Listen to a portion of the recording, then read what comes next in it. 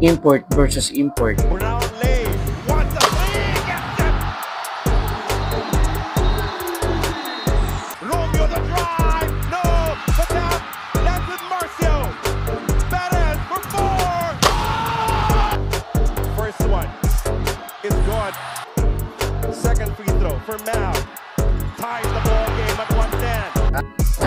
Hello everyone, what's up?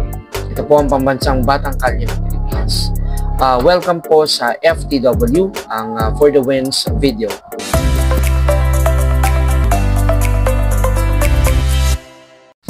Ang pag-uusapan po natin for today ay ang kakatapos lamang na game number 2 sa pagitan ng Barangay Ginebra at ng San Miguel Beermen.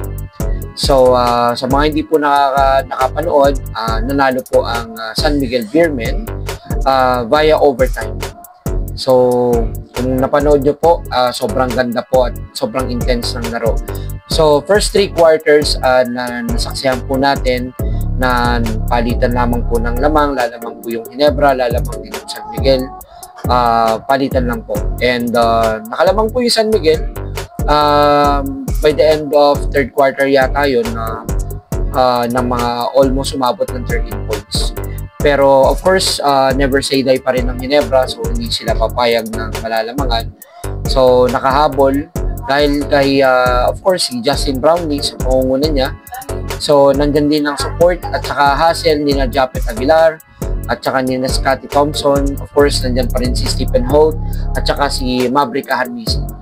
So, sa San Miguel naman po is, of course, yung dominance ni 8-time MVP na si Junmar Fajardo at tinulungan din siya ng import nila ni si EJ Anosike. Pero yung talagang nag-shine sa San Miguel is yung dalawang guards nila, si CJ Perez at saka si Terence Romeo. So, meron po kasing isang play dun sa less than 2 minutes na po na nagpapalitan na sila ng lamang. And then, ito po, dumating po yung Justin Brownlee. Of course, yung signature moves ni Justin na drive to the basket tapos biglang mag-step back tapos 3 points.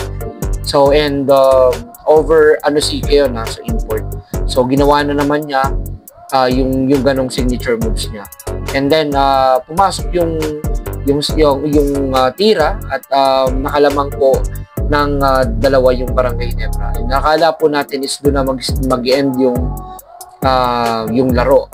And then eto na dumating naman yung play na kay CJ Perez galing dun sa rebounds ni Marcio Lassiter. Pagbigay kay CJ Perez ay tumira siya ng 4-point shot and pumasok din. So biglang lumamang yung San Miguel Beermen. And again, akala natin tapos na yung laro. And then all of a sudden, na-foul naman si Maverick Ahanmisi ni Terence Romeo and nagresulta sa free throw. So sobrang ganda po at steady ng free throw ni Maverick Ahanmisi at umabot nga po sa overtime. And then, ito po yung sensational pagdating kay Terence Romeo. So, si Terence Romeo po ang nag-take over ng laro. So, binuhat niya po ang buong SMB kasi umiscore siya ng 2 points, umiscore siya ng 3 points, tapos umiscore siya ng 4 points. And almost unstoppable na po si Terence Romeo. And, ayun, just to make the long story short, nanalo po ang San Miguel sa score na 131 and 125. So, of course, ang naging best player sa dami po ng heroics dun sa game na yon. So, pero binigay po ng PBA ang best player kay Terence Romeo.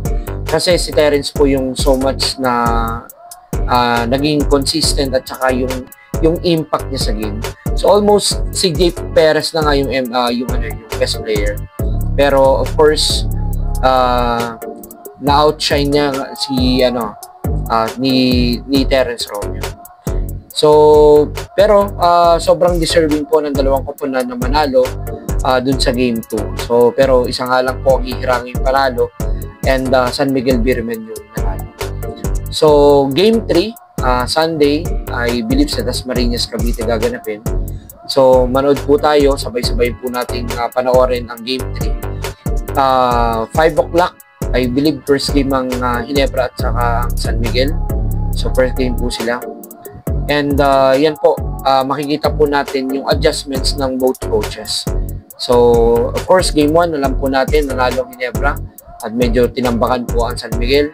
Bumawi naman po yung San Miguel sa game number 2 and sobrang dikit. Ang ma-appreciate mo lang talaga sa Ginebra is consistent naman yung laro. Doon natalo sila this game pero kung makikita po is sumasabay. So, despite na yung kanilang deflated yung lineup ng Ginebra, pero sumasabay po ang Ginebra sa San Miguel. Yun nga lang, nado-dominate talaga ng San Miguel ang ilalim kasi nung nag-take over na si Anosique, imagine 35 points si Anosique. Tapos si Junmar is 23 points. The last time around, umabot mga 31 lang yata yung inabot ni Anosique. Pero hindi natin napansin kasi hindi naman siya talagang parang hindi niya masyado na-dominate yung ilalim. Pero this time, makikita po natin yung dominance ng San Miguel sa ilalim. So, pero of course, lumalaban po yung Ginebra. So, imagine niyo si Thompson at saka si Japet Aguilar. Sobrang nakikipagpartagulat sila sa rebounds. So, anyways, ang missing link lang po sa Ginebra ay si RJ Abarrientos. So, sobrang ganda po kasi ng nilaro ni RJ Abarrientos nung game 1. Tapos, ito po, game 2. So, si RJ is 1 out of 9 lang sa field goal. Tapos 4 points lang yung na-contribute niya. So, hindi natin masyado napansin dahil nga maganda yung nilaro nung Japet Aguilar. 29 points, si Scottie Thompson is 16 points. Doon naman sa part ng San Miguel is hindi na rin natin namalayan na si Jericho Cruz hindi rin masyadong productive kasi nga Terence Romeo kasi CJ Perez, Junmar Fajardo, yung big three nila is talagang kumakamada. So, yun lang po na for today. So, panoorin niyo po yung Game 3 and naniniwala po ko na intense uli ang laro ng Game 3. Kung intense ang Game 2, mas intense po siguro ang Game 3. So, yun lang po na for today and magandang gabi po. Mabuhay kayo na. Bye-bye.